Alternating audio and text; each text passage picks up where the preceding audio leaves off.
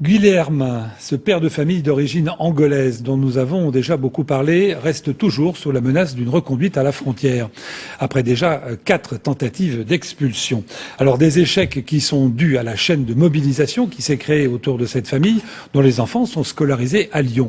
La justice doit à nouveau statuer sur son sort dans les jours qui viennent. En attendant, Guilherme se cache et ce sont ses soutiens qui organisent la mobilisation, à l'image de cette exposition photographique réalisée par Bertrand Godillet.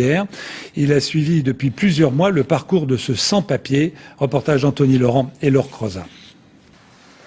C'est comme un puzzle, des fragments d'instantanés qui, mis bout à bout, finissent par rendre son vrai visage à cette histoire. Une histoire presque banale dans un pays qui fait la chasse aux sans-papiers.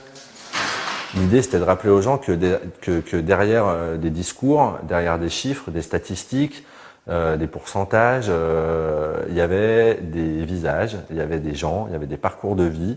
Et quand on parlait des sans-papiers, on parlait de gens qui habitaient à côté de chez nous et que c'était pas uniquement rhétorique être sans-papiers, mais c'était une réalité quotidienne qui était compliquée. Une réalité compliquée que l'on voudrait parfois nous faire oublier. Les chiffres, eux, parlent d'eux-mêmes. 4 tentatives d'expulsion et 4 retours à Lyon. Coût estimé pour la collectivité plus de 160 000 €.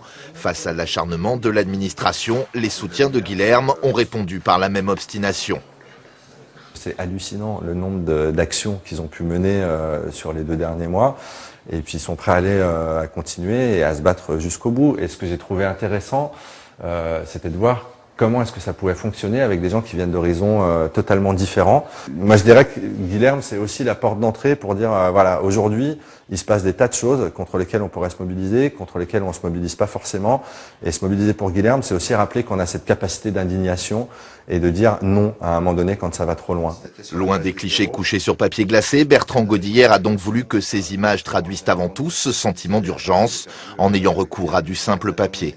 Ouais, c'était resté dans cette espèce de précarité qu'on sent à travers les images, dans la situation de Guilherme. Et en montrant ces images-là, j'avais envie de trouver un dispositif qui permettait aussi de coller à cette urgence, à cette précarité-là. Une précarité et une urgence qui, dans le cas de Guilherme, restent plus que jamais d'actualité.